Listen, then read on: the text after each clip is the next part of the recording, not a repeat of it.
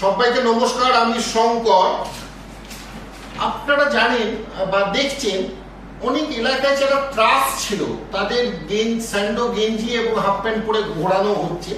তাই এরকমই একজন ত্রাস হচ্ছেন বনিকে ধরা হয়েছে মন্দারমণি থেকে, এবং যেদিন ভোটের কাউন্টিং হচ্ছিল সেদিনও কিন্তু বেরোতে পারছিল না যখন হাঁটতে শুরু করলো। তা বনিকে নিয়ে একটা কবিতা আপনারা শুনুন, তারপরে আমি একটু চলে যাব যে তৃণমূলের নেতারা কিন্তু খুব ভালো নাচতে পারে এবং যারা এমন অনেকে আছেন যারা টিকিট পেয়েছেন, সাংসদ হয়েছেন, তারা কিন্তু 2-3 পা হেঁটে সিঁড়িতে উঠতে খুব কষ্ট লাগে। অভিনেত্রী তো টিকিট পেয়েছেন। তা প্রথম কবিতাটা আপনাদের শোনাই। আমার নাম বনি, স্যান্ডো গেঞ্জি আর হাফ প্যান্ট পরে এলাকাতে ঘুরি পুলিশের সাথে। দাপট দেখাতাম আগে দিনে আর রাতে, ভাবটা যেন পৃথিবী হাতে। এমন জেলের ঘানি টানি পুলিশ যখন দিল ধোলাই, দাপট আমার গেল যে উড়াই। যদি এটার ট্যাগলাইন দিতে হয়, মুখে ছিল বাঘের গর্জন, থানায় গিয়ে নিঃশব্দ দর্শন।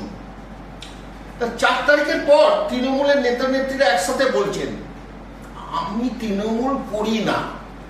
আমরা, কেউ আবার বলছেন, আমরা একটু অভিনেতা বা ডাইরেক্টর, আমরা রাজনীতির লোক না, আমরা আবার আমাদের কাজে চলে যাচ্ছি।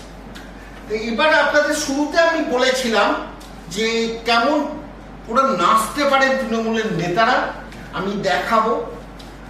একটা ভিডিওতে আপনারা দেখবেন সৌগত রায় এবং ব্রাত্য বসু নাচছেন, আরেকটা ভিডিওতে আপনারা দেখবেন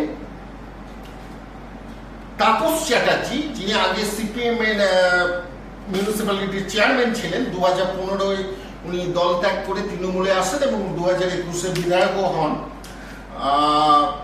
উনিও নাচছেন। এরা নাচতে কিন্তু দারুণ পারে। আর তারপরে দেখাবো একজন সাংসদ যিনি হাঁটতেও ভালো করে পারছেন না, তৃণমূলের মহিলা একজন সাংসদ। দেখুন কেমন লাগে জানাবেন। চ্যানেলটি ভালো লাগলে আপনারা সাবস্ক্রাইব করবেন, শেয়ার করবেন এবং কমেন্টস করে আপনাদের মূল্যবান মতামত দেবেন। आओ सिखाऊं तुम्हें अंडे का फंडा, ये नहीं प्यारे कोई मामूली बंदा, इसमें छिपा है जीवन का फलसफा, इसमें छिपा है जीवन का फलसफा। अंडे में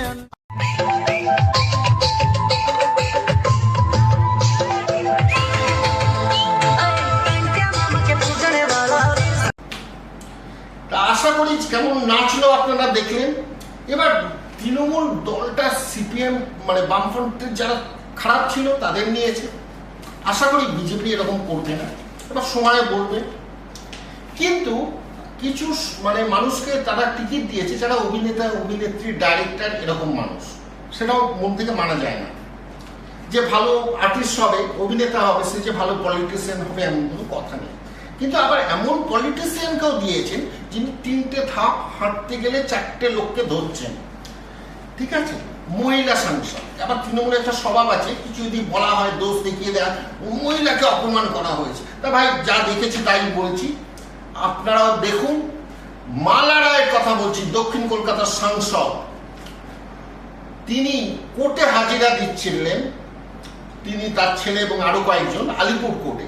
4টে সিঁড়ি ওঠার জন্য, 3টে সিঁড়ি ওঠার জন্য মানে তিনি উঠতে পারছেন না। তিনি জনসেবা করবেন কি করে দেখুন আপনারা। নমস্কার, দেখে জানাবেন কেমন লাগলো। নমস্কার, শঙ্কর, জয় হিন্দ। কেন আত্মসমর্পণ করতে হলো, কেন মামলা হয়েছিল, কি অভিযোগ ছিল? 4 তারিখে নির্বাচনী ফল ঘোষণা